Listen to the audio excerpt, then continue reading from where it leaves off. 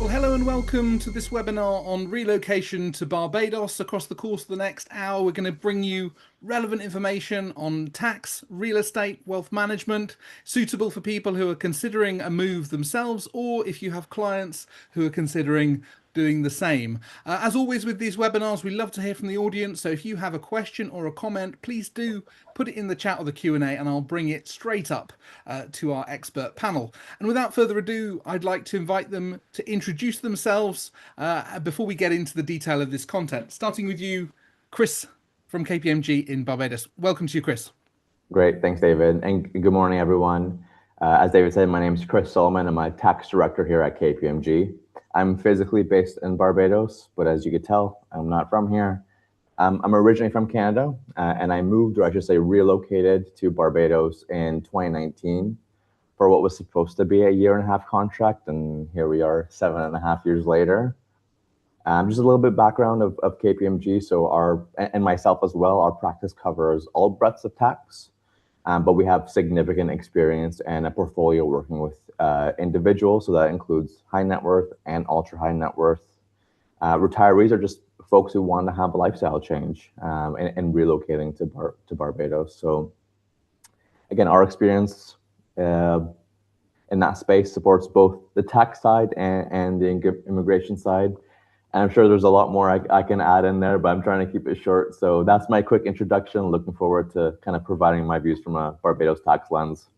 Fantastic. Looking forward to getting into a bit of detail shortly. But Lianne, it'd be great to have an introduction as to what you do on the island. Thank you, David, and hello, everyone. I'm Lianne Earle. I work at Terra, which is one of the leading real estate firms in Barbados. Our team are a team of 20, and we specialize in helping local, regional, and international clients navigate the Barbados property market. Before real estate, I actually worked in corporate events and marketing for almost 20 years, and I had the opportunity to live in Canada, Malaysia, and most recently London. We returned back to Barbados 4 years ago, so I have experienced the relocation from both sides. So I do understand that the decisions that people are making are a bit far beyond the property itself. I'm not going to talk too much, keep it short and simple, but a lot of what we do here is involving, as I said, supporting high net worth individuals and families relocating to Barbados. And it's not just to secure a home. We like to help people understand a bit more about the lifestyle here, a lot of questions about school and what daily living looks like. So I'm looking forward to sharing a bit more as we get further along in the panel. Thank you. Fantastic. Great to have you with us. And last but not least, Marcus, be great to get an introduction to yourself. Hello, good morning, everyone, or good afternoon, everyone. My name is Marcus Schalkwijk. I'm an investment advisor at RBC Dominion Securities Global. We're based in Barbados and part of Royal Bank of Canada. I came here in 2013 after 10 years in London, United Kingdom, and providing investment advice for our global clientele, either based in the Caribbean, Europe, UK, or Canada, and some parts of United States. So we are providing access to investment markets around the world for our clients, and I'm happy to chat today with both our panel to discuss various options for our clients going forward. Fantastic. And before we get into a bit of detail on each section, I'm just going to come across our panel and just try and summarize, I guess, the appeal of Barbados. I mean, Marcus, you moved there yourself. You work with high net worth clients, some of which are resident in Barbados, some of which are resident elsewhere. But what do you think appeals to those clients who choose to become resident there? What is it that's different and unique about Barbados?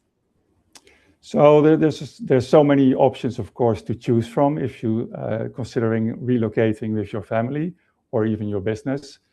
And one of the big pluses, of course, if you look on the map or on the globe, it's part and parcel of the Western Hemisphere. So the location from a timing zone is in Toronto, New York, Miami time.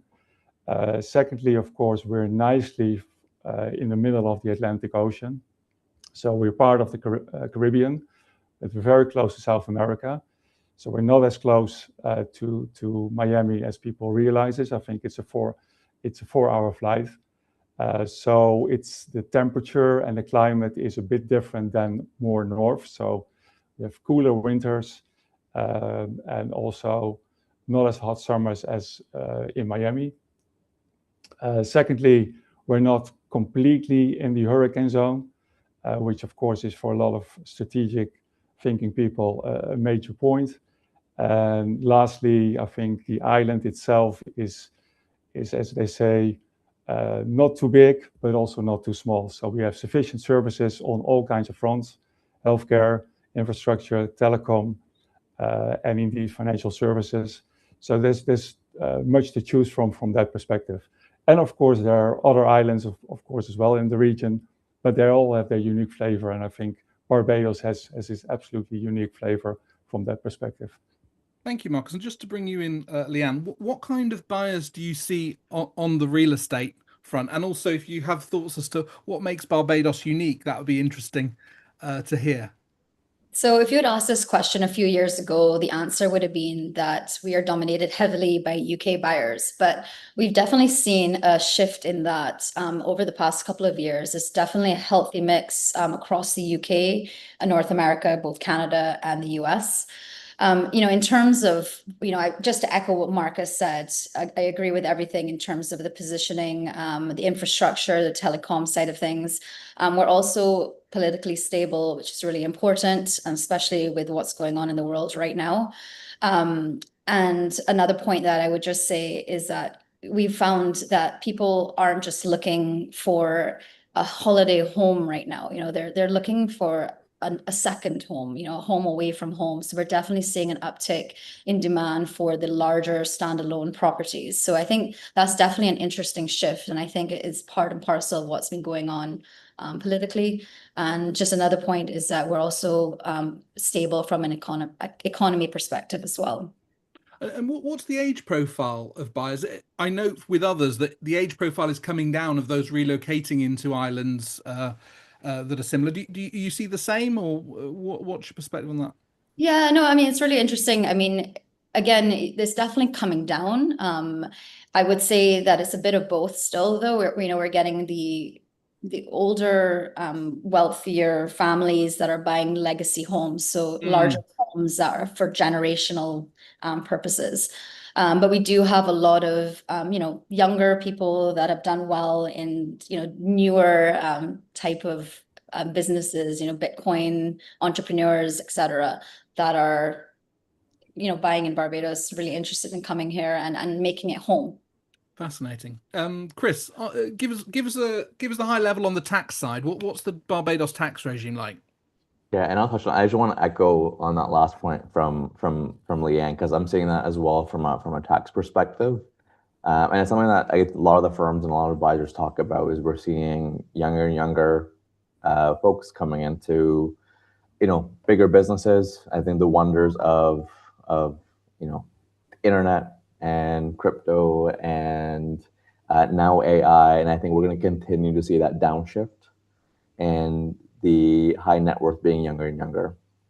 But sorry, going back to your question, David. So when we look at Barbados from a global perspective, right, when we think about tax and some other things, and I think the key word here we want people to think about is sophistication.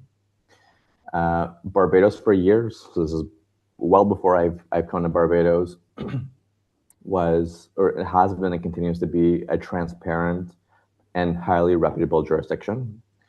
And that matters immensely. And that's, from my experience, it matters to both the high net worth individuals themselves, as well as their advisors, right? So if I could summarize, I'm going to go into detail for three. There's three real key benefits here, which I think will answer this. And I'll try not to give too much away because I'm sure we're going to dig into some of this. So the one thing you'll keep hearing from myself and from other advisors is you have an extensive treaty network, right? So unlike regional neighbors or some other islands that could look at for retirement, Barbados has that extensive active network of double taxation treaties. So that kind of gives clients access to more robust and the real word here is predictable, at least in most cases, legal mechanisms to kind of manage that global wealth, right? Because we want to prevent double taxation to the extent that we can. So for Barbados, that includes the US, includes the UK, includes Canada as well, of having active treaties, just to name a few. I think we have 40. Hong Kong was just signed off on not too long ago. So that list is continuing to grow. Second thing we want to talk about is that concept of domicile. So when expats relocate to Barbados, they generally establish tax residency, but not domicile. And that can kind of unlock that flexibility a lot of folks are looking for. And advisors as well, right? Which allows, that concept of domicile allows for a remittance base of taxation, right? So you're only taxed basically on what comes onto the island. And I'll caveat, it does not mean you just transfer the money over. It also includes money that you enjoy spending on island. So, right, if I use my UK credit card and I use it here, that typically counts as enjoying those funds in Barbados as well. And I was looking through the list of attendees here, just as Lianne was speaking as well. And I wasn't going to go into detail on this, but I think it makes sense of going to the concept of domicile, because it's really going to set us for the forefront for my part of the discussion. For those who don't know, the concept of domicile comes from kind of English common law. And it's essentially the place of law that assumes what you ultimately belong to as an individual, right? And so every person has to have a domicile, and you typically can only have one at a given time. There's 3 tests that we take a look at. So there is the domicile of dependency. That one's more so for minors, so we'll just kind of push that to a side for now. There's a domicile of origin. So again, older case law, this is typically the domicile of your father at the time of your birth as an individual. And that's a sticky case back, so that's one that we'll always kind of come back to. The real case that we look at is the domicile of choice, right? And this is typically where a lot of the legal battles happen, right? And all the tests happen. And this is where caveats are very important, right? So your case facts are not the case facts of somebody else. You want to make sure that you're getting the advice that's applicable to you. So the domicile of choice at a very high level, we'll just take a look at, are you actively severing ties with your old domicile to this new establishment, right? So this new jurisdiction. And that kind of gets broken down to a variety of things. So, right, the fact of residence, or where you physically located, ultimate intent. Do you have the intent to move to this jurisdiction forever or in perpetuity, or do you have, the intent to move away? The funny thing about intent is that's one of the hard things to prove, because I can move to Barbados and say I will live here forever, knowing that I'm going to move abroad at some point later in my life, or vice versa, right? So the courts will typically look at, where do you have a home or vacation home, right? What's permanent to you? Where's your general business and economics? Like, where is it being dealt out of? Where are you registered to vote? And it even goes down to granular things of like, have you purchased a burial plot? Where do you intend to be buried? And the third thing, just to kind of close this all out, is Barbados allows kind of for that clean slate of like long-term preservation. And you'll hear me keep saying the term long-term. So Barbados doesn't levy capital gains tax. There's no wealth tax, there's no inheritance tax, right? So it creates a stable environment for families who are looking to move here long-term. This is obviously without thinking of my home country implications. Sure. So we'll get into a bit more detail with you in a sec, Chris, on the UK, Canada, and US. But I just wanted to flip back to Marcus. I mean, you mentioned Barbados being 4 hours away from Miami, and you travel a lot on business. How do you find the practicalities if someone's moving there, but they're still active in business, they need to travel, they've not got a private jet, they're looking at the commercial routes. How do you find it practically, having lived there and been on the road? It's one of the things we considered, of course, is flight connections when we moved here in 2013.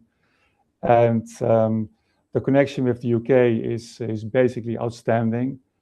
The low season is, give or take, from, let's say, May till October, where there's always a British Airways flight daily. There's a Virgin flight as well from Barbados to either London Heathrow or sometimes Manchester. During the high season, there are, on both cases, most of the time, 2 flights a day. So you have 4 choices to go to the United Kingdom. American Airlines flies 2 to 3 times a day to Miami, year-round. Sometimes I think there's 1 to New York as well. Then we have Copa Airlines. If you want to go through South America, you go to Panama, and you have the whole South American network available to you. And especially if you're not as traveling as much, but in the high season, you have more options where even KLM nowadays flies once again 6 months a year. So there's plenty of choice and of good global carriers to get connected through. Fantastic. I mean, Lianne, do you find the similar for your buyers? They find the connectivity sounds very workable, that level of connectivity. Yeah, and I think we've had record-breaking arrivals at our international airport over the last year, and I think that obviously is attributing to what's going on in the world. People are coming to Barbados to holiday, whereas they may have gone to the Middle East in the last 6 months. So we're definitely seeing an influx and more and more flights from North America as well, which we used to always have, as Marcus said, there was always 2 flights to Miami, a flight to New York, but there's other hubs, I think Charlotte, and at times of the year, Atlanta as well. So you're just definitely seeing a lot more influx in general. We have the 4 flights a day in the peak season to the UK, but I think there's other carriers also that come in the peak season. There's a flight to Ireland as well at times too. So there's more and more network airlines coming in, more people. Absolutely. Fantastic. And Chris, just coming back to you with some detail, looking at some specific jurisdictions. I mean, taking the UK, for example, first up, there's a lot of movement out of the UK, high net worth, well reported, changes in the non-dom regime and variety of factors are driving people to look at different jurisdictions. If people are based in the UK now and are thinking about Barbados, what's the kind of pre-arrival steps they need to make from both sides about having a clean exit, but also their arrival into Barbados? Yeah, and it's a great question. I'm just going to add very quickly again to the last question in terms of the airport. I think the one thing we need to add as well is governments looking to expand our airport as well. So I think we're going to continue to see more and more arrivals and more record-breaking years for the foreseeable future. So good stuff from that perspective. So sorry, go back to the UK question. So I think it's a critical starting point. Because really a smooth relocation relies entirely on getting the sequence of events right. I'll be very clear, because this is something that I see wrong over and over again. I'm sure Lianne can attest to it. Somebody comes here on vacation, they fall in love with a real estate property, they buy it and they want to move here, not thinking about everything else that needs to happen, or all my other implications of that. So before jumping into kind of the Barbados side, I just want to, again, put a kind of caveat and guardrail. So while I'm here to provide, specific insight and general Barbados tax comments, an individual looking to relocate has to work with their home country tax advisors or just advisors in general. I see a lot on the call today, so I make sure this is not kind of new news. Right, you want to make sure that they navigate the domestic lens of what that looks like on either a permanent exit or just temporary. I just want a vacation in Barbados. So even from a domestic Barbados lens, individuals should get that advice as well, because there's a lot of historical or like older advice that's getting passed around verbally, and it's like, well, John Doe does this, so I'll just do that, right? Which doesn't necessarily fit their case fact. To echo that sentiment of a great tax advisor, again, this answer in these cases wholly depend on the individual case facts, right? So you're not going to get a black and white answer for everyone, kind of just building off of that. So I got on the example of, hey, my neighbor's moved to Barbados. This is the structure he's worked on. This is the steps he did. So I'm just going to copy and paste that so I don't have to pay for legal and tax. Well, surprise, surprise, right? You get a letter from HRMC saying, hey, you owe us all of this money. Again, case facts aren't the same. So looking at Barbados from a residency perspective, I think there's things people need to really think about, right? So we have a two-tiered residency concept. So I've got my typical resident, which I think is similar you'll see in other jurisdictions, which I'll touch on in a little bit. And then we have our being ordinarily resident. And only one of those need to be true for you to be resident in Barbados. And this is all going to tie into the things of like the setup of moving here. So if you look at resident, it's the 182-day rule, right? You become a tax resident if you spend 182 days here. I think similar in a lot of other jurisdictions, so that's fairly straightforward. Now, that concept of ordinary resident is where it typically trips up a lot of folks, right? So if people move to Barbados with the intention of making Barbados home, right? So that's by having a permanent home in Barbados, you'll fall under that, you become a tax resident. And things that we'll take a look at is, do you have, a mid to long-term lease? Did you buy a permanent home for you to use and it's only for you and it's available for you always? That doesn't include a vacation home. So that's the good part of that kind of definition, but things that people need to keep in mind. And I think the real key piece of the puzzle here, so when we talk about a UK expat moving to Barbados, they typically become a Barbados tax resident, but typically remain non-domiciled. Again, with my caveat, it depends on your case facts. And that non-dom status, again, is that legal mechanism that kind of allows you for that remittance-based taxation we talked about earlier, or I touched on earlier, I should say.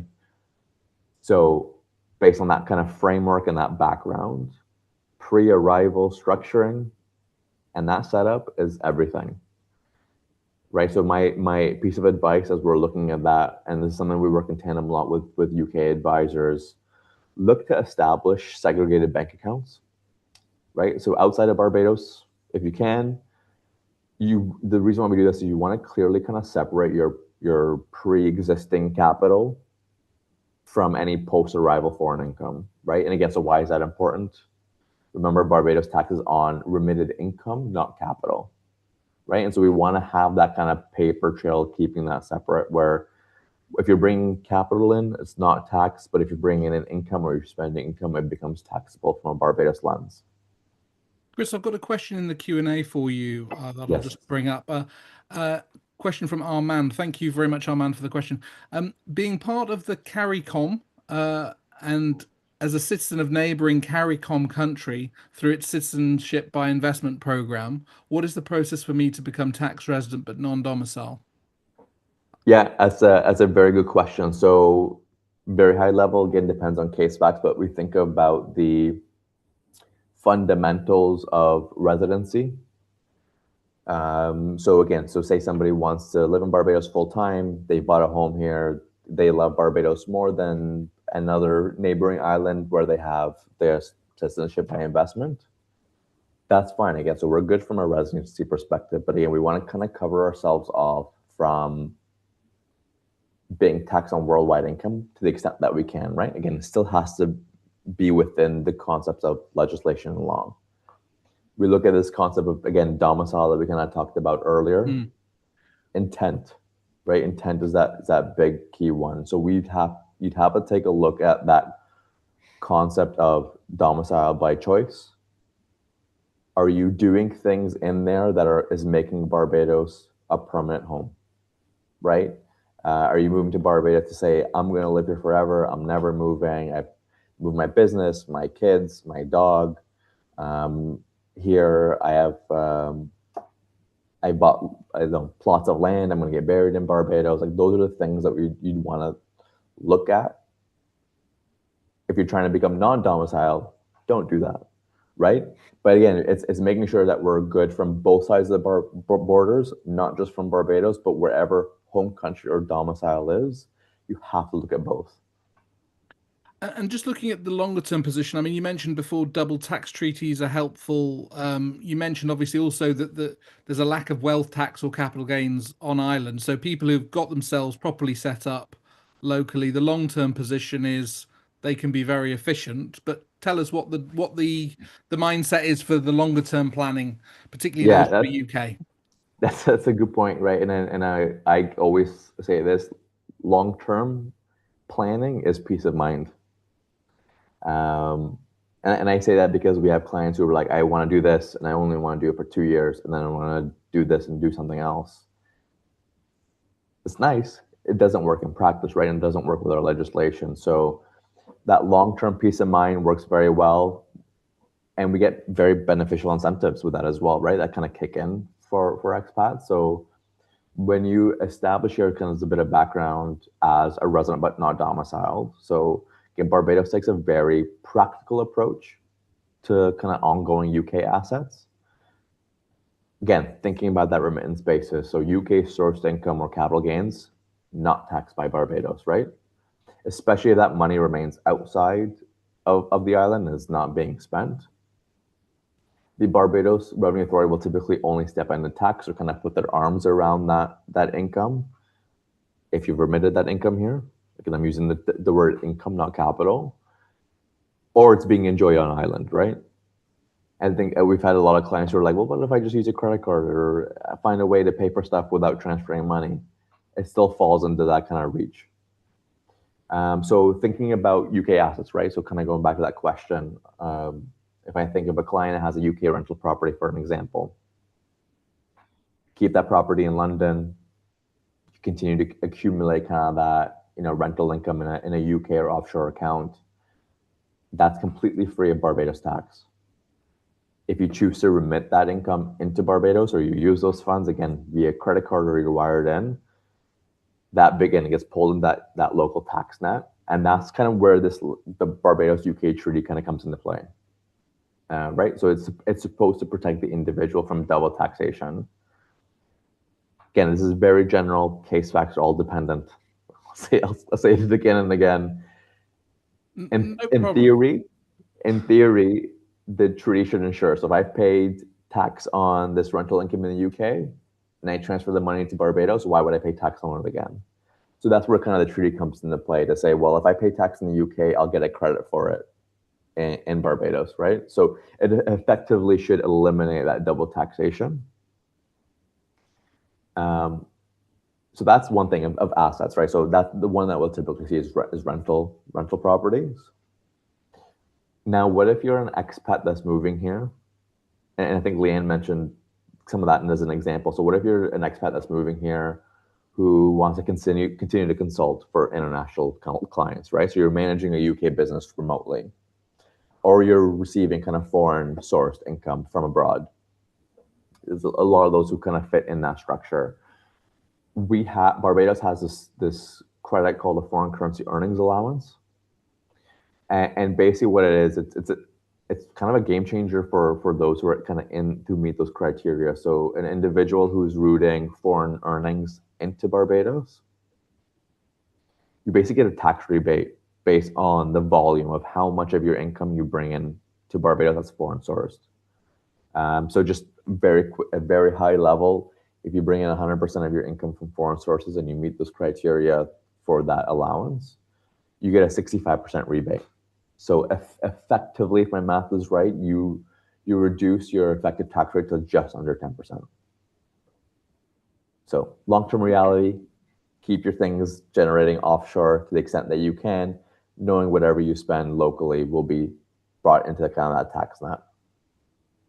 Thanks. And Marcus, just anecdotally, with the client, we obviously had a lot of changes in the UK to the tax regime, but also there's a lot of clients in other parts of Europe looking at moves. Have you noticed an uptick in inquiries out of the UK, or for European clients looking for a relocation such as this? Yeah, a lot of contacts, clients are looking around the world and saying, maybe I should do something different for the next 5 or 7 years. Barbados is one of these countries where people are landing, and they indeed, as Chris was saying, and Lianne is also encountering, some people do it the other way around. So they first come here, stay for 6 months, even a year, then buy a house, and then realizing, oh my goodness, I still need to organize my leaving part. And other contexts are doing it the opposite.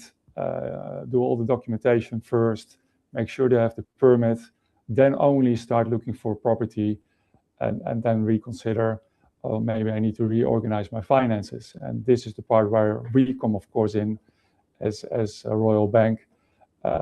Regardless of what you're going to do on island or not on island going forward, the financial assets need to be managed going forward. So our structure is that all financial assets are staying outside of Barbados. So we custody with our parent in Toronto all the financial assets, either sterling, dollar, or Canadian dollar. It doesn't make any difference from that perspective. So at least they have time to figure out what to do with these assets going forward. So as long as they stay there, from a Barbados perspective, it's not a taxable event on that side. Thank you. We're going to come to Lianne in a second for a deep dive on the property market. But just to finish off with you, Chris, on the Canadian front, there is a significant departure tax that needs to be planned for Canadians. I mean, we don't have a huge amount of time to get into the detail, but if you give us the headlines for Canadians, that would be great. Yeah, and that's a good question. And this topic for me is incredibly close to home. Obviously, I mean, I went through the same exact exercise when I cut ties in 2018, moving to Barbados. So when I talk to our clients about departure tax and the paperwork and the anxiety of severing tax with the CRA, I'm not just speaking as an advisor, I've kind of sat in that same exact seat. So while I'll tell them that the Canadian side might be painful, Barbados kind of brings that in. We end it with a more beautiful start of a relationship, right? So the day you establish residency here, Barbados kind of grants you a step up in basis. So you've deemed to dispose all of your assets at fair market value for Canadian. I acquire it as now a Barbados resident at fair market value. But because Barbados doesn't tax capital gains, it doesn't matter, right? So when you sell those assets in the future, I'm not paying tax on it. But it gives you that kind of like that peace of mind of now you've got this like stepped up basis and all of that. So that's really the main thing. Again, and I think to echo to Marcus's sentiment, you're not forced to bring your existing wealth on island, right? So you can pick and choose what you bring here to support lifestyle or whatever that case might be. So again, individual case dependent. 100%. And on the US side, obviously a lot of complexity there for US citizens and green card holders. But what are their kind of key decisions if coming in that position? Yeah, the US side is a lot more complicated than the UK and Canada. I think for any Americans on this call, you know, Uncle Sam never lets go from getting their pound of flesh on tax, right? Unless you renounce citizenship. So the things that we want to focus on and lean on is how do you effectively use the treaty with Barbados? The issue is there are a couple of clauses. I'm going to keep this very quick and short. A couple of clauses in the treaty that isn't so easy to use in comparison to the UK and Canada's treaty with Barbados. So you have a kind of a savings clause, which basically says, me as a US, I can choose to tax this income how I feel with criteria. And then we have a limitation of benefits provision as well. That again, like, and that's more important for Americans who are looking to set up business in Barbados. Gone are the days of setting up shell companies and transferring, you know, shifting profits. That's a big thing now. I think we are seeing with BEPS and the OECD and this new global minimum tax. Those days are gone. You have to have non-tax reasons of why you set things up. And then from that as well, so when we think about companies and those setting up, you want to think about controlled foreign corporation rules. You want to think about passive foreign investment company rules, just to make sure that from a US side, what you're doing in Barbados is kosher. Thank you, Chris. And Marcus, there's a question for you, I think, in the Q&A. I'll just ask it and we'll make sense of it. Are the assets managed by DS in Barbados, booked in Barbados or out of Toronto? If not, what are the real benefits of transferring assets under DS banner in Barbados? Does DS make a make sense to you, or is that, do you get the thrust of the question in general, I guess, about? So people who are, so our parent company in Canada is of course RBC Dominion Securities Inc. Right. So all our colleagues, we are basically aligned with their platform. So I have like 2,000 colleagues, investment advisors like myself in the whole of Canada. They use exactly the same system. And we in the Barbados office are an introducing broker to that platform. So indeed, correct. If a Canadian person would move to Barbados and they said, well, I've already had 25 years a relationship with an advisor in Canada, can I still keep the account? Yeah, they can, if they want to. The discussion then, of course, you need to have with Chris is to say, did you actually leave Canada correctly? And did you sever ties in the right format? So certain clients basically say, I'm going to start from scratch. I'm going to open up a new account at RBC DS Global in Barbados and move my assets with basically the same firm in Canada to this new account number, because then basically I've set up a structure with a Barbados office, and I can demonstrate that I've actually left Canada correctly. For example, one-off example.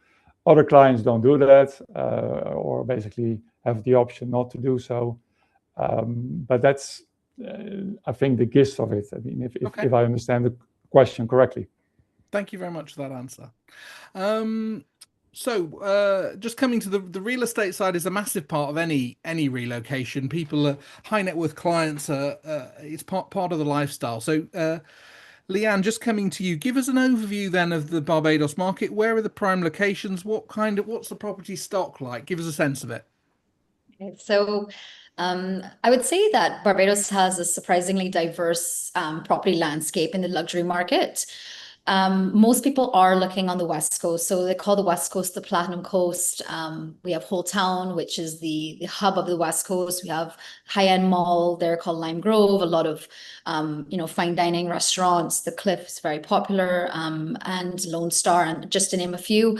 And we have now seen Speightstown, which is further north, still on the West Coast, become a vibrant hub as well for people to enjoy. So the West Coast continues to be the audience or the target market areas for the luxury clientele.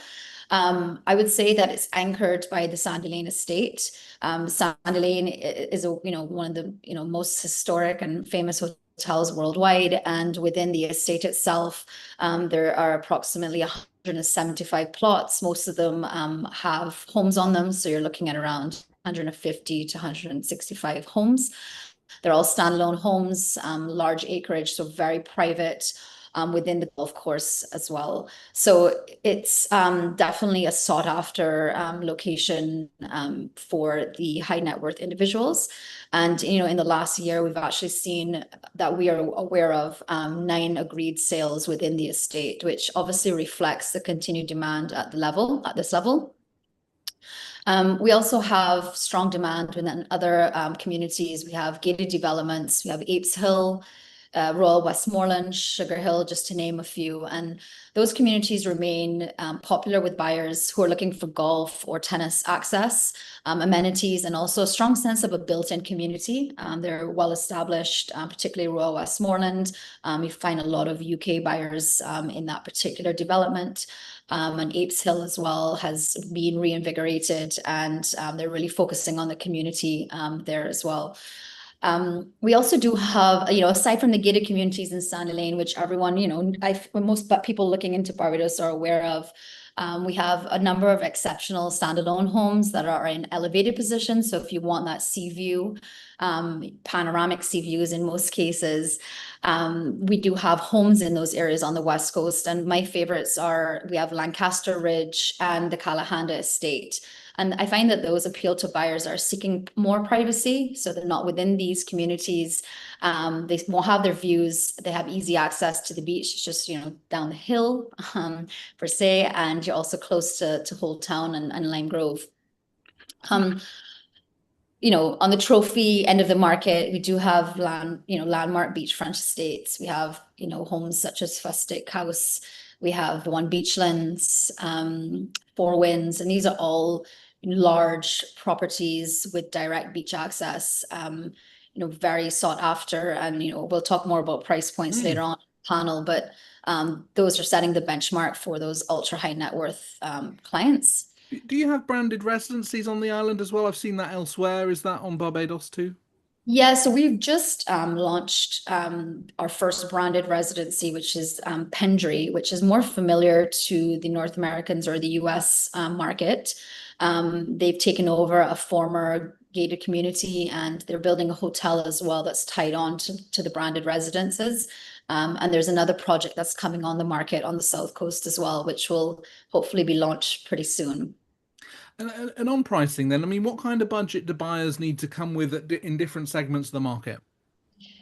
So, entry into the luxury market is not as, far out there as you might think. You can start in any of those places I've mentioned, particularly Royal Westmoreland, Sugar Hill, and Apes Hill. You can start with a townhouse, and you're looking at 1.5 million US. You can also get access to communities like Port St. Charles, which is a marina with condos, really nice established, again, community with direct access. Some homes have a 60-foot berth. So if you have a boat, that's maybe where you want to start looking at. And that would be for like a 3-bedroom townhouse or a 3-bedroom apartment. The entry point into Sandy Lane starts around US 3.4 million. But the majority of the turnkey homes, so the homes that around the 3 million mark, most buyers will want to definitely put a stamp on it. They're a bit dated. But we do have some turnkey options that start around the 6.5 million US mark. And I would say the same thing within Sugar Hill, Apes Hill, Royal Westmoreland. The standalone homes, you're looking at upwards of 3 million US. Okay, perfect. And in terms of getting the deal done, making the acquisition, is there anything about the local property kind of conveyancing process that would surprise people, or is it all fairly straightforward to get the asset purchased? Well, I think just to echo what Chris had said earlier, I think, you do see a lot more of the savvy, experienced buyers having the right team from the start. So you have your real estate agent, you have your banker, you have your tax advisor, and, you're coming prepared to make this purchase. So that's just one thing I would say, that I'm glad that you mentioned, Chris. The process from a legal perspective is relatively straightforward. It's well established, and Barbados does follow broadly the UK legal system. So it'll be familiar to our UK buyers that are listening. Once a buyer identifies a property, the offer is negotiated and accepted, and then attorneys are appointed. You do have to have a Barbadian based attorney. A Barbadian registered attorney is what I should say. A sale agreement would be produced within 2 weeks, and 10% deposit would be held in escrow on signing the agreement. So completion timelines, and I'm sure if any of my colleagues are listening, they're going to be like, "Are you crazy?" But I do find at this level, and once documentation is in order, sales can actually close within 3 months. We do see, sometimes it does go a bit beyond that, but once everyone has everything in order, it can be done in a shorter time period. Sorry, you're going to say something? Yeah, and I was just going to say, what's the market like right now for activity? Is it buoyant, lots going on? Where are we at in the cycle? Yeah, it's quite buoyant. I mean, we were talking about this before we went live on the call, and traditionally you would find that most purchases for our foreign market would happen between December and May, which is our winter season. But we have seen in the last year, interestingly, we have serious buyers that might have stayed here in the winter months and they come back in the summer.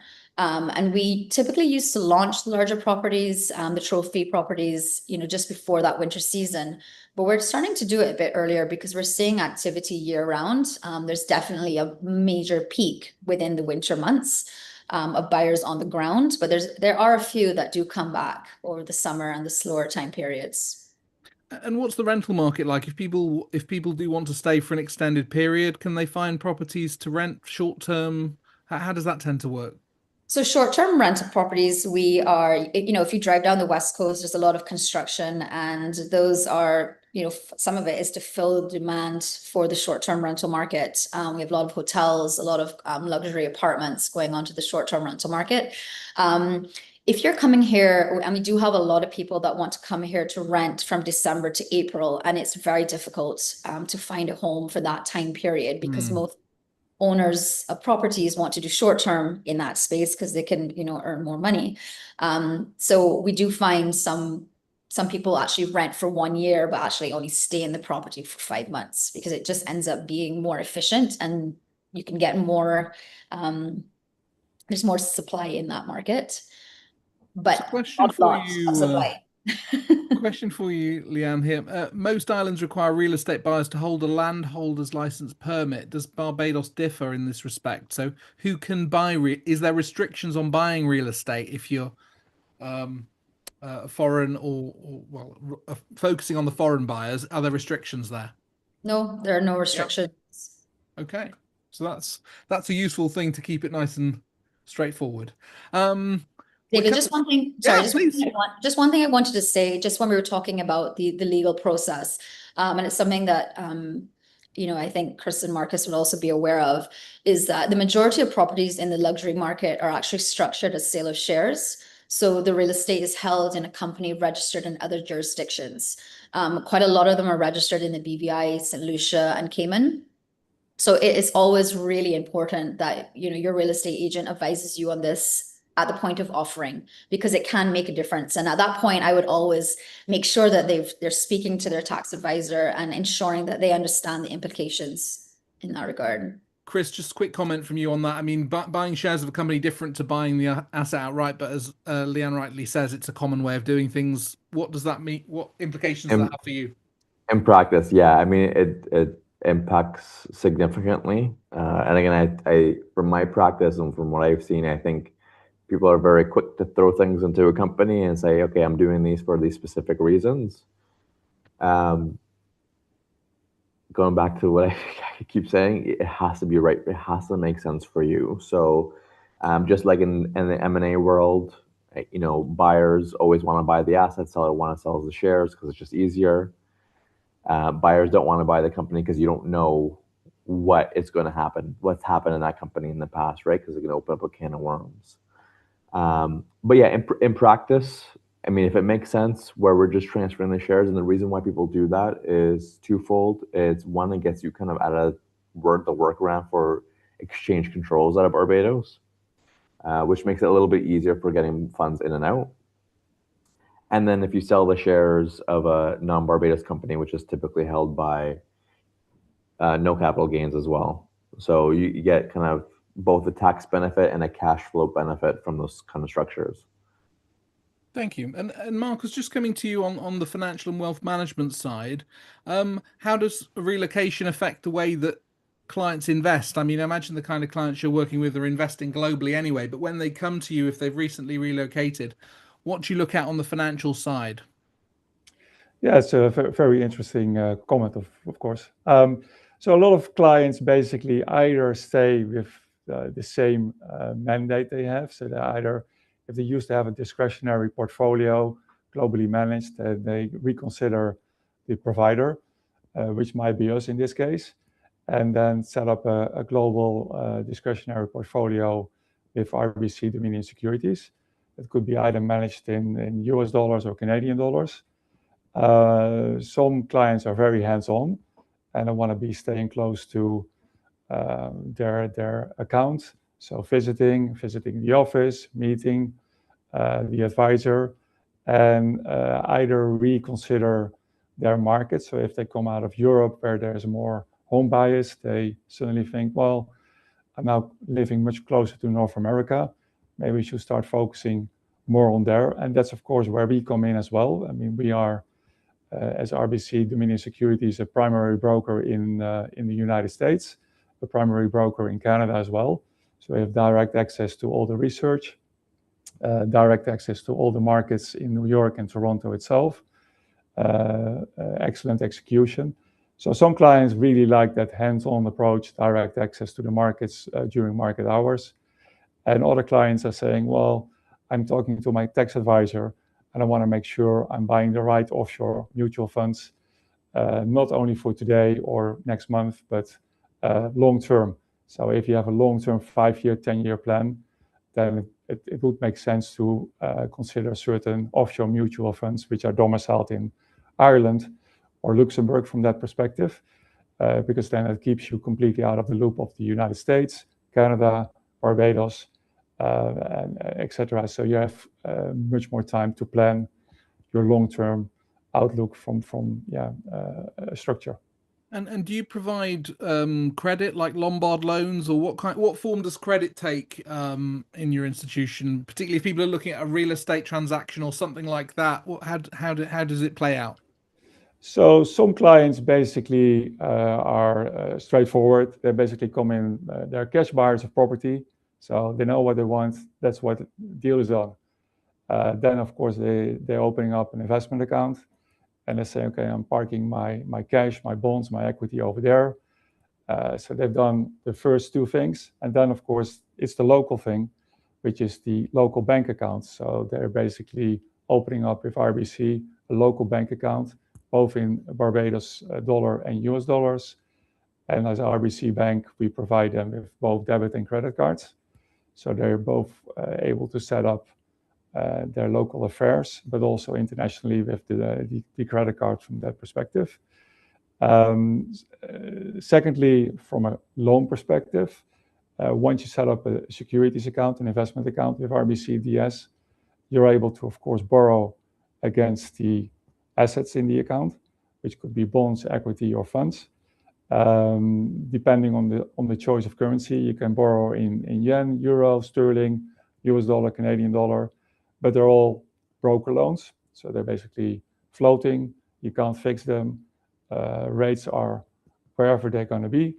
And of course, very much depending on the asset itself. So you can't really fix it on an asset. However, depending on how you set up your structure locally on the island, from a property perspective, RBC Bank Barbados is able to provide mortgages against certain properties. But maybe Lianne can also chip in on that a bit better to see how we work together with RBC locally on that perspective. Lianne, do you have a lot of is it predominantly cash buyers, or how are people financing properties that they're buying with you, just typically? Yeah, no, it is predominantly cash buyers, but do make the introduction to RBC private bankers so that they can still have their leg into the network here as well. Thank you. And Marcus, I mean, are you mainly running money on a personal account, as it were, or are there structures that people are commonly using, or if they come with a structure, you're managing the money within a trust or other vehicles? What do you tend to find? So a lot of clients still have most of their money in their own name. Once they're here, they're considering moving private assets into local corporate structures or BVI structures or trust companies. Other clients come in with a predefined trust environment, and they basically set up a trust account, or basically the trust opens up an account with their preferred financial provider. So you've got all sorts from that perspective. It's nothing different than anywhere else in the world from that point of view. Absolutely. I mean, Chris, are there popular sort of, if people are setting up new trust structures, having arrived, done their planning and looking at succession planning for the long run, are there certain jurisdictions that people use most commonly that, often make sense? Yeah, and it comes down to individual case back. So there are a handful of trust providers in Barbados that deal with more legacy trust, I would say. But for newer ones that we're seeing set up, Cayman and Jersey, not to sell those jurisdictions, but those are some of the common ones that I typically see in those structures. Again, I think depends on what side of the hemisphere you're on. But yeah, that's basically it. But again, we have providers locally in Barbados that can help manage those trusts as well. Thanks. Lianne, we're just coming towards the end of the session, but just picking up on things like schools and healthcare, lifestyle, what's the provision like for people coming? Can people find places in schools or people who are older? What's the medical kind of provision like that they find on the island? Oh, you're on mute. There we go, old school era. I think Marcus touched on it earlier about the schools. So, you know, when you're moving to Barbados, we do have quite a number of schools options here. We do have a school that follows the IB program, which I think is really important for expats that do tend to travel, you know, every 5 years or so their kids can continue with a curriculum that makes sense for them.